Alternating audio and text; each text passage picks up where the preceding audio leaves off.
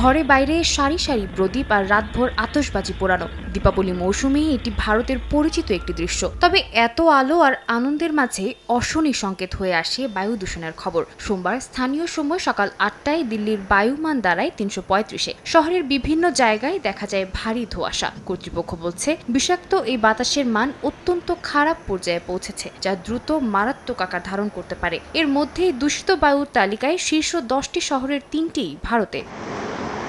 শীতের দোরগোড়ায় ফসল পোড়ানোর সময়ের সঙ্গে এই উৎসবের দিন মিলে যাওয়ায় প্রতি বছরই এই মৌসুমে দিল্লির বাতাস বিষাক্ত হয়ে ওঠে, যা বাসিন্দাদের নানা ধরনের শারীরিক অসুস্থতার দিকে ঠেলে দেয়। এতে বিপাকে পড়েন বাসিন্দারা। বাইরে বেরোলেই চোখে জ্বালাপোড়া, শ্বাস নিতে কষ্ট হওয়ার মতো সমস্যার মুখোমুখি হচ্ছেন তারা। বিশেষ করে শিশু ও বৃদ্ধরা তুলনামূলক বেশি ঝুঁকিতে আছেন। এর জন্য আতশবাজি কেনার নিষেধাজ্ঞা উঠিয়ে নেওয়াকে দায়ী করছেন বাসিন্দারা।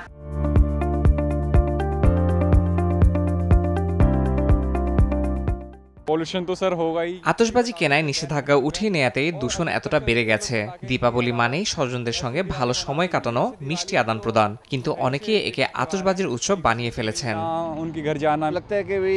মনে হচ্ছে আমরা নিঃশ্বাসের সঙ্গে বিষাক্ত বাতাস গ্রহণ করছি। এই অবস্থায় সবার উচিত যতটা সম্ভব বাইরে কম যাওয়া।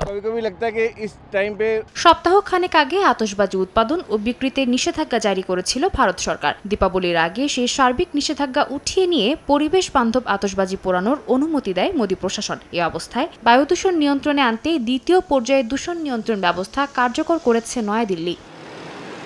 এদিকে বায়ু দূষণের দ্বিতীয় অবস্থানে জায়গা করে নিয়েছে পাকিস্তানের লাহোর। দূষণ ও ধোঁয়াশা নিয়ন্ত্রণে তৎপর হয়ে উঠেছে প্রশাসন। জনগণকে মাস্ক পরার পাশাপাশি বৃদ্ধ ও শিশুদের বাইরে বের না হওয়ার জন্য নির্দেশ দেওয়া হয়েছে। সাদিয়া তাসনিম, সময় সংবাদ।